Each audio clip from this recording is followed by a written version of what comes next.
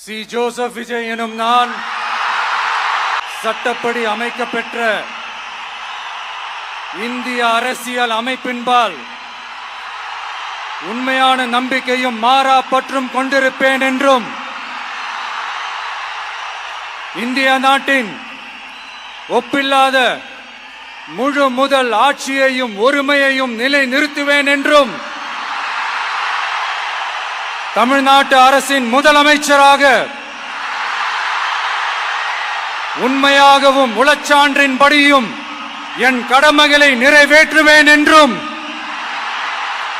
அரசியல் அமைப்பிற்கும் சட்டத்திற்கும் இணங்க அச்சமும் ஒருதலை சார்பும் இன்றி விருப்பு வெறுப்பை விலக்கி பலதரப்பட்ட மக்கள் அனைவருக்கும் நேர்மையானதை செய்வேன் என்றும் ஆண்டவன் மீது ஆணையிட்டு உறுதிமொழிகிறேன்.